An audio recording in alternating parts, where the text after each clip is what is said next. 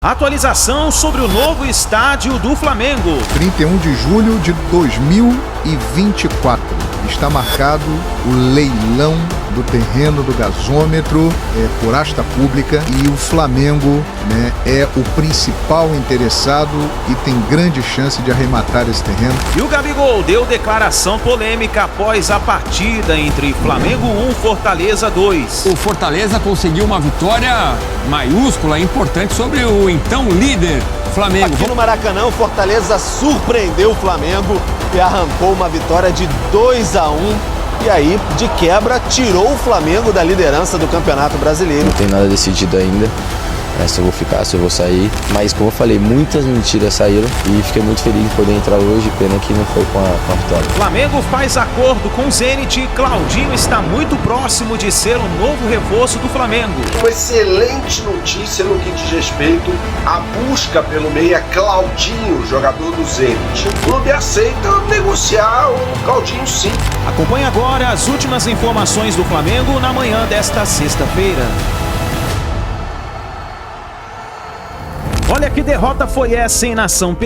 Infelizmente perdemos por 2-1 para o Fortaleza e perdemos também a liderança do Campeonato Brasileiro. Nesse momento estamos em terceiro colocado. Nós vamos falar mais sobre isso durante o vídeo, mas faz o seguinte, chega dando aquela moral de sempre, explode o dedo no like, vamos bater uma meta aí de 5.000 likes para esse vídeo. Eu preciso demais da força da torcida do Flamengo e você que tá sempre junto com a gente nas manhãs aqui, chega deixando aquela moral, você tá tomando seu café da manhã, se preparando para ir trabalhar, para levar seu filho na escola. Vamos antes aqui ver as informações do Flamengo. Tem muita informação importante sobre o estádio, sobre o Gabigol, sobre o Claudinho, que pode ser anunciado a qualquer momento aí como novo reforço do Flamengo. Então faz o seguinte, dá aquela moral, se inscreva no canal se você não é inscrito, ative o sino das notificações, lembrando que todos os dias trazemos para vocês aqui no canal Meu Mengão React as informações do Flamengo. Escreva nos comentários também qual cidade você está assistindo nossos vídeos. Você tá no Rio de Janeiro? Você tá fora do Brasil?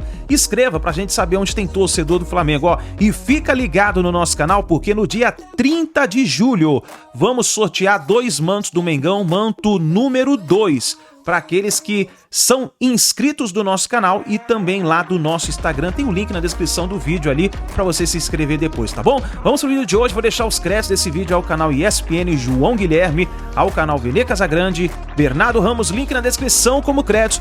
Bora para as últimas informações do Flamengo na manhã desta sexta-feira. Começando com a classificação do Campeonato Brasileiro e o novo líder. Novo velho líder, né? Porque ano passado dominou tanto a tabela. Botafogo, então, sobe aí para 33 pontos ao lado do Palmeiras. O Flamengo parou nos 31 com a derrota contra o Fortaleza no Maracanã. Bahia, 30 pontos. São Paulo perdeu para o Galo, 27. Cruzeiro, 26. Fortaleza, 26. O Furacão tem 25 pontos. Bragantino, 22. E o Atlético foi a 21. Voltou a vencer o Atlético do Mileto. Vasco subindo, é o 11º com 20. Internacional Juventude com 19, Criciúma 17, Vitória 15, Cuiabá 14. Na zona do rebaixamento, Corinthians 12, Grêmio e Atlético Goianiense 11. O Fluminense com apenas 8 pontos ganhos. Vamos começar pelo Maracanã. O Fortaleza conseguiu uma vitória maiúscula, importante, sobre o então líder Flamengo. Vamos lá, quem conta pra gente tudo é o Pedro Henrique Torre. Chega mais, Pedro. Valeu, pessoal. Aqui no Maracanã, o Fortaleza surpreendeu o Flamengo e arrancou uma vitória de 2-1. E aí, de quebra, tirou o Flamengo da liderança do Campeonato Brasileiro, já que o Palmeiras venceu na rodada. Fortaleza foi a 26 pontos, está em 7º lugar. O Flamengo, com 31, está a 2 do líder agora, Palmeiras. Então, o Flamengo teve uma noite difícil no Maracanã, quase 60 mil torcedores, 57 mil presentes. O jogo começou de maneira difícil porque o Wesley fez um gol contra de cabeça logo no início da partida, uma batida de escanteio. Ele mandou para o próprio gol. O Flamengo pressionou e ainda no primeiro tempo empatou um pênalti marcado pela árbitra Edna em Pedro. Pedro mesmo marcou e aí foi lá, empatou o jogo 1-1. No Maracanã. Na segunda etapa, o Flamengo ainda tentou se remontar de alguma maneira, ir para cima do Fortaleza, mas acabou surpreendido mais uma vez. O Lucero bateu da entrada da área e fez 2-1 foi o placar final.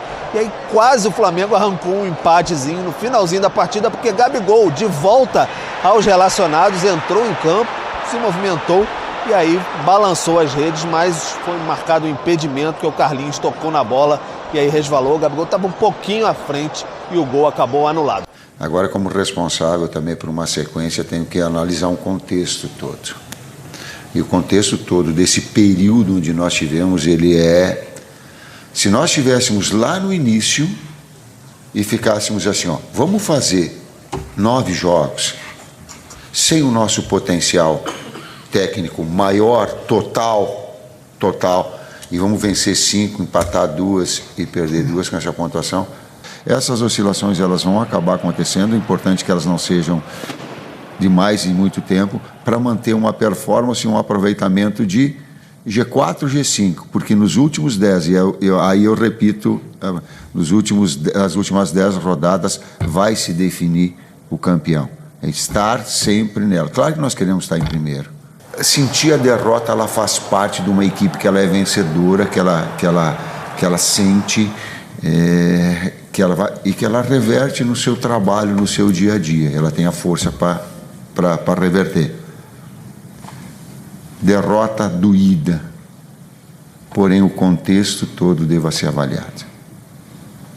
Foi o último jogo do Flamengo sem os seus convocados para a Copa América, já que o Flamengo volta a campo no Brasileiro apenas no dia 20 de julho contra o Criciúma. O jogo vai ser disputado em Brasília, no estádio Mané Garrincha. O Maracanã vai passar por uma troca de gramado. O Flamengo não joga na próxima rodada porque o Internacional, que seria o seu adversário, vai disputar um jogo atrasado da Copa do Brasil contra o Juventude. Então esse jogo entre Inter e Flamengo vai ser remarcado. Já o Fortaleza, que saiu daqui do Maracanã com um sorriso de orelha a orelha, esse sim volta a campo na próxima semana em casa contra o Vitória. O Fortaleza em viés de alta, né? Teve aquela derrota para o Vasco da Gama, mas tirando esse jogo, dos últimos 5, foram 4 vitórias. Quer dizer, vai muito bem. Venceu o Flu na rodada passada, agora vence o Fla. 70% de posse de bola do rubro-negro, 30% do Leão. 3 vezes mais finalizações do Flamengo, finalizações certas 7-2. Grandes chances também, vantagem do Flamengo, 4-2. 30 ações na área rival contra 11 do Fortaleza. O Flamengo desarmou uma bola a mais. Elton, o Tite até elogia saber jogar no contra-ataque. Foi assim que o Fortaleza venceu o jogo nesta quinta-feira. E tem sido assim há muito tempo, né, Edu? É claro que o Fortaleza também sabe ter a bola nos pés, mas é um time que a gente já está acostumado a ver jogar dessa forma, né? Transição rápida, uma equipe que explora muito bem as costas dos laterais adversários. O Flamengo tem esse jogo de construção também com os laterais, né? O Wesley atacando mais profundidade, o Ayrton Lucas também, muitas vezes construindo pelo lado esquerdo, e o Fortaleza sabe aproveitar isso muito bem, né? De um lado, o Iago Pikachu, que muitas vezes jogava um pouco mais por dentro, porque o Tinga também não é um jogador de muita ultrapassagem, mas o Pochettino sim, né, que naquele meia que joga centralizado apenas, ele cai pelos lados, e o Breno Lopes, né, que é um jogador que foi contratado nessa temporada, justamente para ali junto com o Moisés se revezar nesse lado esquerdo. Então o Fortaleza soube explorar isso muito bem. Não foi dessa forma até que o Fortaleza construiu o seu resultado, né? Acabou fazendo o primeiro gol numa bola parada, no gol contra. O nosso Leonardo Gaciba vai falar sobre a arbitragem, mas tem também um componente da arbitragem no resultado, pelo menos no placar do jogo. O Flamengo consegue, né, fazer o gol, mas o Fortaleza é um time que também tem um 9 muito interessante, né, Edu? A gente fala pouco dele, o artilheiro do Fortaleza na temporada, um dos artilheiros do Brasil, né, nessa temporada, o Juan Martín Lucero. O Lucero, de novo, acaba sendo decisivo, tem sido decisivo para o Fortaleza nos últimos jogos e consegue aí um resultado importantíssimo, né, fora de casa, nessa briga por Libertadores. O Flamengo, de uma certa forma, sobrevive à data FIFA, sobrevive à Copa América. O Pedro Henrique Torre falou aí que os reforços estarão no próximo jogo do Flamengo, já que o Flamengo não joga na próxima rodada. Então o Flamengo sobrevive a essa data FIFA brigando pela liderança. Não é o líder do campeonato, mas pelo menos conseguiu sobreviver sem suas principais estrelas, né, que estão na Copa América. Inclusive, né, os uruguaios, que são os principais, né, já estão voltando ao Brasil para o convívio aí dos seus companheiros a partir de agora. Vão participar da decisão do terceiro lugar, né? De La Cruz e Arrascaeta fazem muita falta ainda, né? Mas o Flamengo, como disse o Pedro, só vai jogar lá na frente. Bom, e o Flamengo mostrando alguma deficiência na marcação, né? Com o Alan ali, com o Pulgar que voltou, mas o Fortaleza realmente é um time que não dá para dar espaço nenhum, que sabe aproveitar. E o Flamengo, então, fazendo 17 pontos de 27 possíveis nesse período de Copa América. Vamos lá com o Leonardo Gaciba para a gente tratar, mais uma vez, a gente já tratou mais cedo, né, Gaciba, na outra edição do Sport Center. Mas vamos lá, análise de arbitragem agora no Sport Center.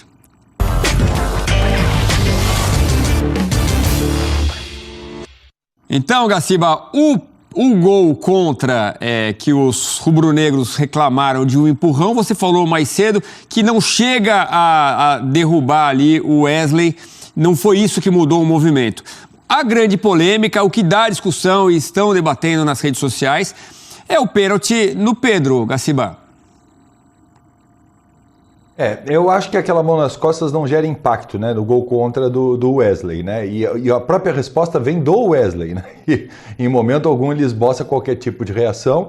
E a respeito da penalidade, eu acho que é a jogada mais polêmica, a jogada que pode vir a dividir opiniões, né. Eu sinceramente não acho que nenhum dos dois lances são lances para intervenção do árbitro de vídeo, já que são jogadas interpretativas e o campo deve ser respeitado. Né? Eu considero que é o seguinte, muitas pessoas falaram, olha, o jogador do Fortaleza foi imprudente porque correu atrás do Pedro. Isso é que eu não enxergo. Eu enxergo o jogador correndo na lateral do Pedro.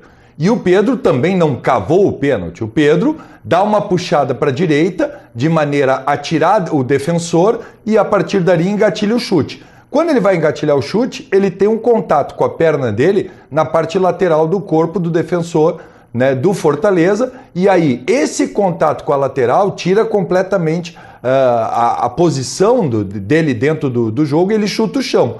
Mas assim, não é um pênalti fantasminha, né? Existe sim contato físico, mas para mim isso é um contato natural de jogo. Não existe aí a imprudência do jogador e sim, quem provoca o contato é o atacante e não o defensor. Então, para mim, isso é uma situação natural de jogo. Eu, depois de olhar vários replays, não marcaria a penalidade.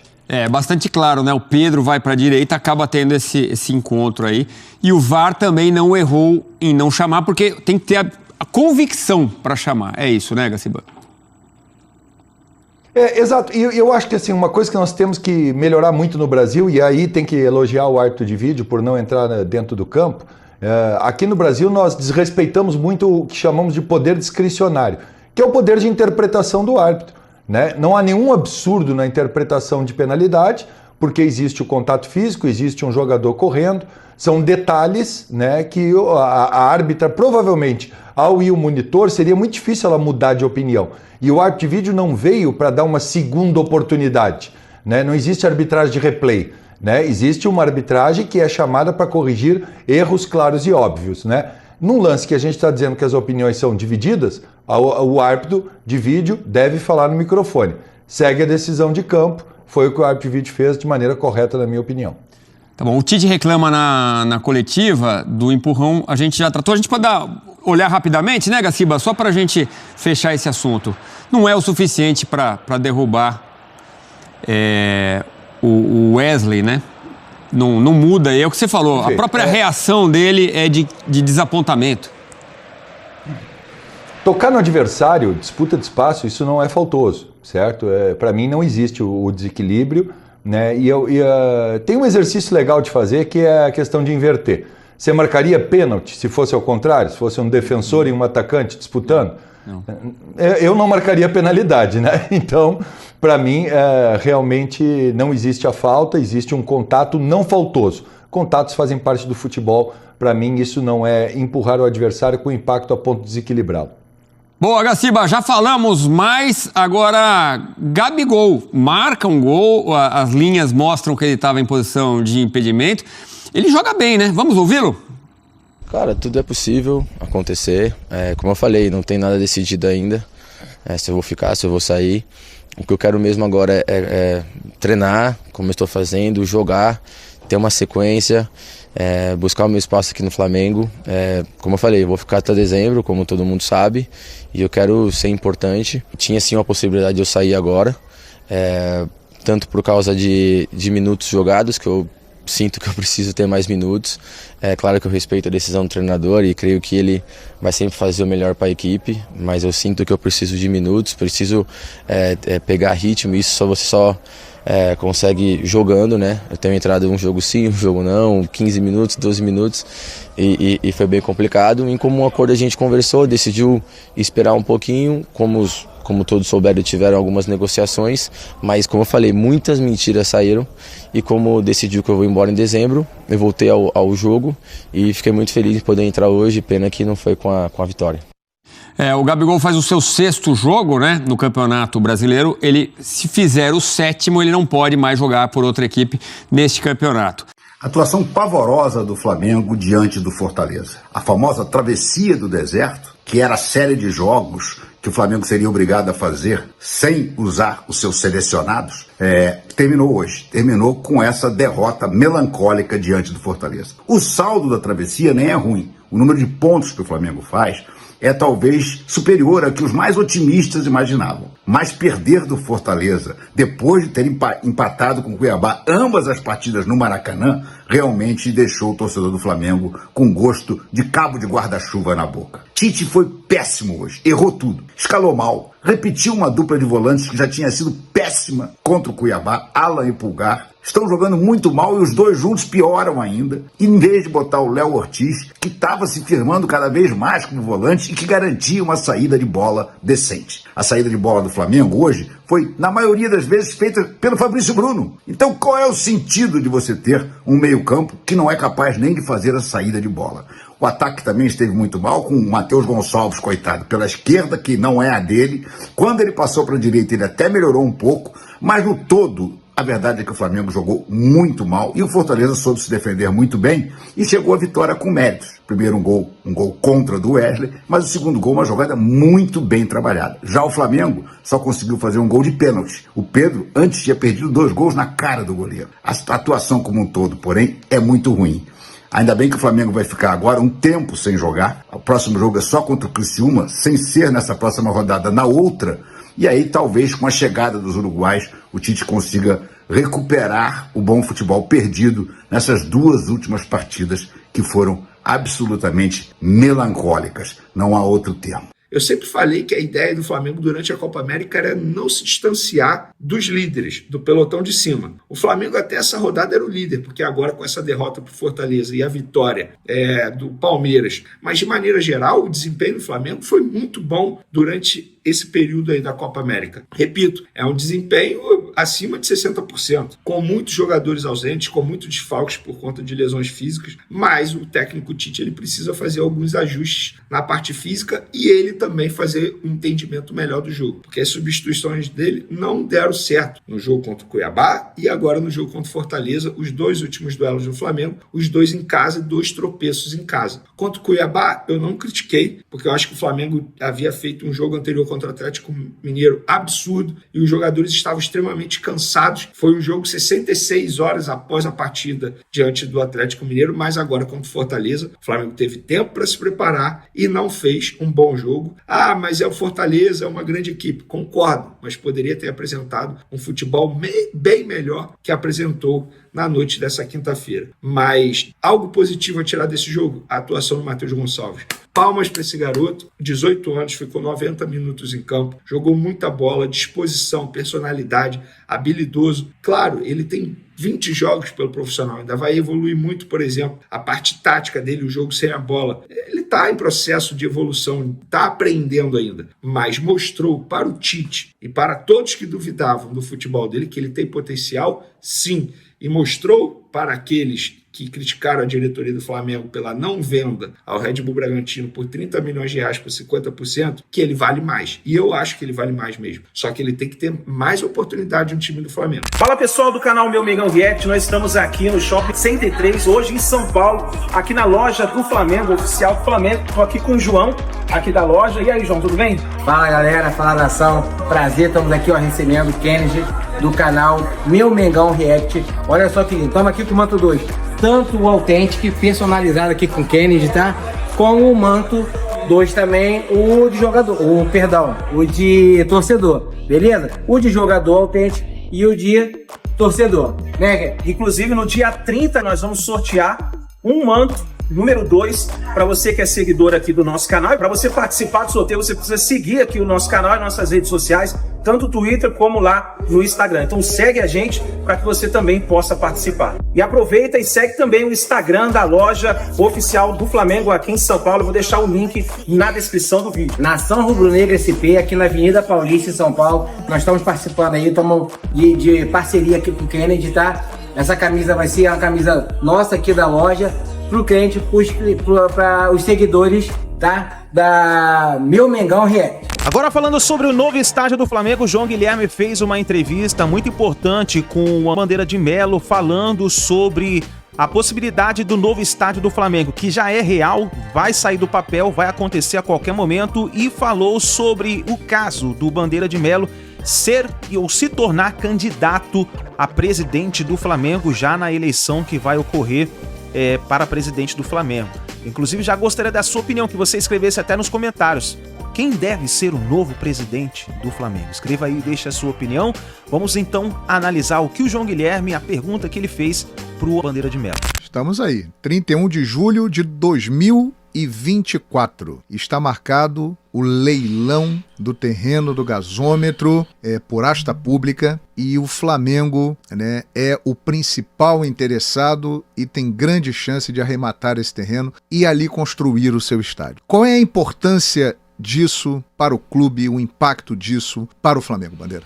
Olha, João, essa coisa da casa própria do Flamengo é uma coisa extremamente importante, né, para a nação rubro-negra. É quase que uma questão de honra, todo mundo fala isso, né? Então, isso tem que ser tratado com muito carinho, com muita responsabilidade. Todos nós queremos a nossa casa própria. Eu costumo dizer que esse é um assunto que não é um assunto de governo, não é um assunto da atual administração, nem da futura administração, nem da que vai suceder, até porque é um assunto que envolve muito dinheiro e longuíssimo prazo. Então, isso para mim é um assunto de Estado da nação rubro-negra. Todos nós, rubro-negros, deveríamos nos unir para conseguir o estádio próprio, dado até que porque o governo do estado, né, fez um edital e uma licitação do Maracanã que absolutamente não nos atende, né? Então nós temos que partir para o estádio próprio, e aí acho que todos nós temos que nos ajudar, tá? Nesse caso do terreno do gasômetro, eu sei que ainda existem várias dúvidas que surgem e tal, mas o que a gente precisa é dirimir essas dúvidas com calma, com critério, né? Então, eu mesmo, né, e algumas pessoas do nosso grupo político, teremos uma reunião com o prefeito Eduardo Paes, né? Tem algumas coisas que todo mundo se pergunta como é que vai acontecer, sobre, por exemplo, as intervenções viárias que vão ser necessárias, né? Porque ali, além de construir o estádio, você vai ter que adaptar totalmente aquela região. Você vai precisar fazer passarela, viaduto, mergulhão e coisa, e nós temos, claro que sabe que está informado sobre o que vai acontecer, né? É isso que se fala também sobre contaminação do solo. É uma coisa perfeitamente fácil, não diga que é fácil, né? Mas dá para resolver. Precisamos saber exatamente quais são as condições e como é que vamos fazer isso daí. Pode demorar um pouco mais do que a gente imagina? Pode. Mas o Maracanã nos atende por enquanto, né? A administração por 20 anos, né? Deveria ser por muito mais, né? Se quisessem fazer um edital para valer mesmo, né? Teria que ser muito mais. Mas o fato é que se a nação rubro-negra se unir em torno desse propósito de construir o seu estádio, né, nós podemos atacar, endereçar todos esses pontos que eu citei e vários outros que podem surgir ainda, né, e chegarmos num final feliz, né? Agora, para isso você precisa de muito critério, de muita responsabilidade, né? Não dá para tratar isso com oba-oba, porque pior que pode nos acontecer é, por exemplo, pagar uma grana pretíssima pelo terreno e depois não construir o estádio. Né? Mas isso tudo dá para, e eu acredito até que seja interesse da atual administração, né, caminhar por essa rota, né, de responsabilidade no sentido da gente conseguir o melhor final possível para o nosso sonho da casa própria. Sim. Por tudo isso que você está elencando aqui, eu me lembro de uma entrevista sua em que você disse que achava muito difícil ter um estádio no gasômetro. Você confirma, você falou isso. Falei. Por que isso, Bandeira? É por isso que você está falando aqui? Não, são várias questões, tá? Isso é dado que, vamos dizer, a nação escolheu o gasômetro, né? Então eu acho que a gente deve, né? Hoje a bola da vez é o gasômetro, a gente tem que trabalhar. Né? O que sempre se disse naquele momento, né, que eu dei entrevista, inclusive eu havia falado com o prefeito também sobre isso, né, era que ali era um terreno que tinha um potencial construtivo enorme para prédio de 50, 60 andares e que ficaria muito caro, né, e isso talvez inviabilizasse a construção do estádio. Sim. Né? Mas a prefeitura, né, nós temos que reconhecer que a prefeitura tem sido extremamente colaborativa, né? E hoje em dia a gente tem vamos dizer, essa questão como, vamos dizer, praticamente endereçada. O que nos falta é resolver algumas questões como essas que eu citei aqui, né? Mas efetivamente eu falei isso, né? E naquele momento efetivamente eu achava impossível, né? Mas agora eu acho que dá para caminhar nesse sentido, né? E ainda que não fosse assim a minha opinião pessoal, né? A minha opinião pessoal, né, não importa, né? Não sou eu que, ainda que eu fosse dirigente do Flamengo hoje, não sou eu que vou definir isso, né? Se é a maioria dos torcedores do Flamengo que é aquela solução ali, vamos perseguir e ver como é que a gente caminha da melhor maneira possível. A gente percebe claramente, o Flamengo ele sempre chama muita atenção, né? E dá muita audiência. E a gente percebe claramente que há uma preocupação de quem não é Flamengo com o Flamengo ter o seu estádio. A partir do momento que esse estádio vire realidade, um projeto para 80 mil pessoas, a casa própria rubro-negra, a diferença, que hoje em dia já é grande, ela ficará inalcançável? Olha, vai depender de como a gente desenvolver esse projeto.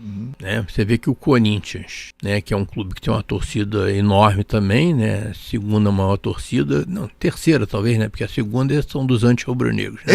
Não é isso? Rapaz, é uma torcida grande. Velho. É verdade. Essa torcida aí citada pelo senhor, ela é imensa. É imensa. Realmente.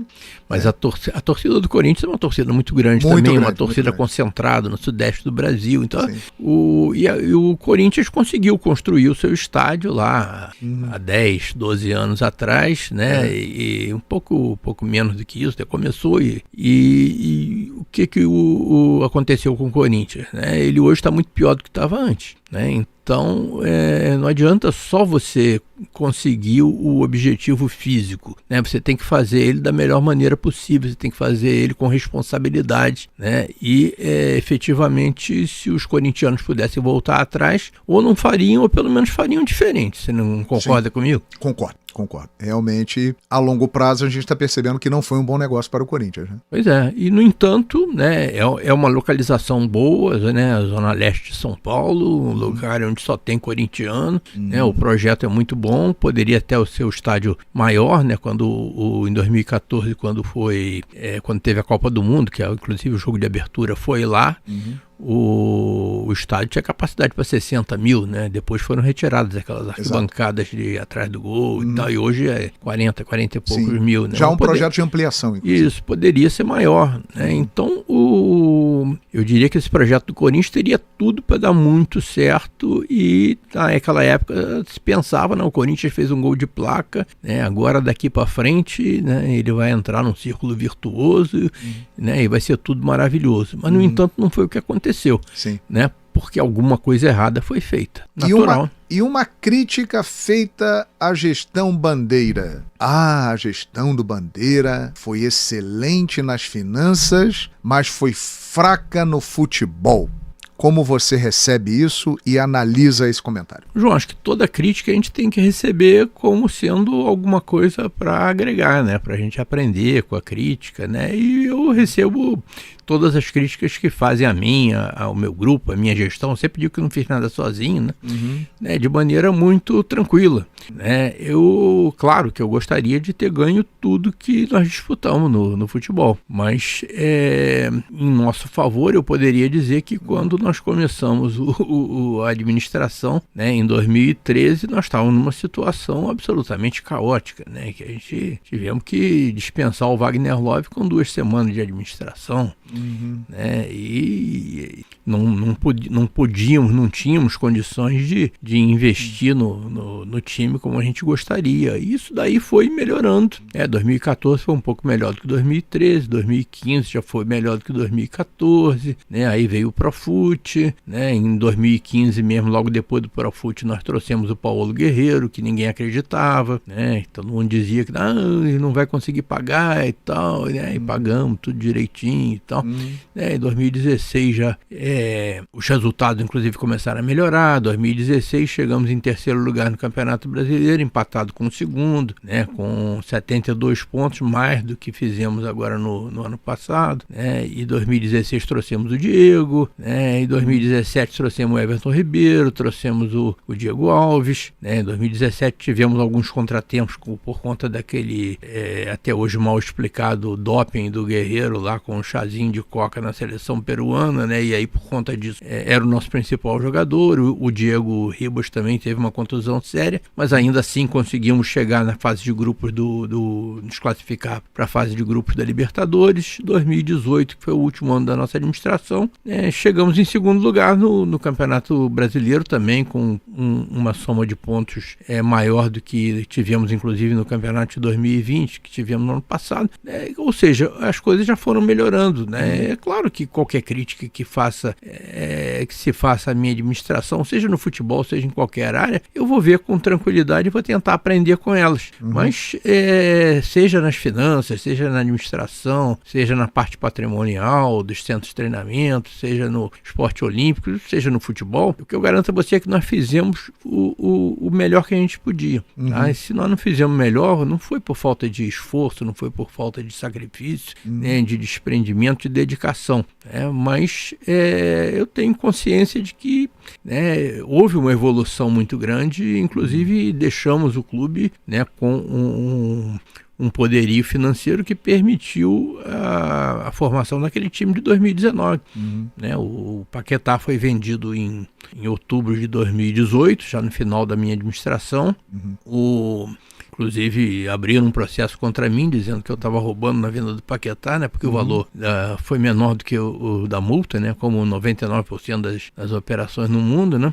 Mas o dinheiro ficou todo para a administração que me sucedeu. O contrato que nós assinamos com a Globo em 2016, para o contrato que ia começar a valer em 2019 e vai até 2024 agora, o Flamengo foi o único clube que deixou uma parcela expressiva das luvas do contrato para ser sacada pela administração seguinte, que não sabia nem quem era, né?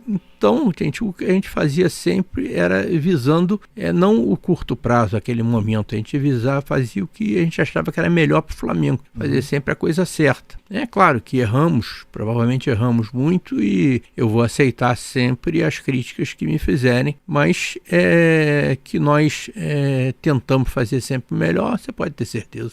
E falando sobre novos reforços, o Claudinho está muito próximo de se tornar um novo reforço do Flamengo. O Bernardo Ramos falou sobre uma excelente notícia que ocorreu nessa de quarta para quinta-feira, falando que o Zenit aceitou negociar com o Flamengo o Claudinho. Vamos ver o que pode acontecer, né? Eu gostaria que você já colocasse, inclusive, também a sua opinião nos comentários, escrevendo se o Claudinho, na sua opinião, é um bom reforço para essa temporada. Comenta aí embaixo, vamos analisar nesse momento. Uma excelente notícia no que diz respeito à busca pelo meia Claudinho, jogador do Zenit. O companheiro Fábio Aleixo, mais bem informado em língua portuguesa no que diz respeito ao futebol russo, tuitou mais cedo, nesta terça-feira, terça, né? Terça-feira, que Arshavin, ex-jogador até russo, jogou no Arsenal há muito tempo, né? Hoje parte do corpo diretivo do Zenit da Rússia, que o clube aceita negociar o Claudinho sim, desde que haja uma compensação financeira. Ou seja, em nenhum momento o Flamengo colocou sobre a mesa algum tipo de negociação que não envolvesse dinheiro, que envolvesse algum outro jogador, sei lá, não. O Zenit aceita negociar e o Flamengo aceita pagar pelo Zenit, né? A questão é, o Zenit quer 20 milhões de euros, a gente já trouxe essa informação aqui no canal, pelo Claudinho. E agora o Flamengo tenta fazer uma barganha, né? Tenta pagar menos, porque nenhum clube no futebol brasileiro, imagino eu, o Flamengo tem 20 milhões de euros para gastar num jogador, só que acho que não faria isso, né? Pelo Claudinho nesse momento. Mas é uma notícia que deixa uma porta aberta. Não é aquela coisa que a gente via, aquele efeito que a gente via anteriormente do Zenit em relação ao Claudinho, né? De que não vamos negociar. Desta vez dito em on por um dirigente conhecido mundialmente, o Arshavin, de que o Zenit aceita negociar o Claudinho com qualquer clube do futebol mundial, e aí inclui-se o Flamengo. A questão envolvendo o Claudinho é que ele joga num clube bilionário, né? No clube mais saudável do futebol russo, né? Uma espécie de Flamengo da Rússia, que é o Zenit, que é bancado pela gigante do setor energético, que é a Gazprom, tá? Inclusive eu estive em São Petersburgo, o Gazprom construiu uma torre lá absurda, tem a Arena Gazprom do lado, né, do estádio de São Petersburgo, Krestovsky. É uma coisa maravilhosa o que a Gazprom faz no esporte, tem muito dinheiro. E é a empresa que banca o Zenit. Então dinheiro, gente, nunca vai ser problema para o Zenit, né? Não é porque o Zenit está se de repente negociando o Claudinho porque precisa, tá com as calças na mão. Não é isso. Mas aí entra o desejo do jogador. E Claudinho quer jogar no Flamengo, quer voltar ao futebol brasileiro, embora seja titular absoluto da equipe treinada por Sergei Semak, né? E é um time que vem dominando o futebol russo nos últimos anos.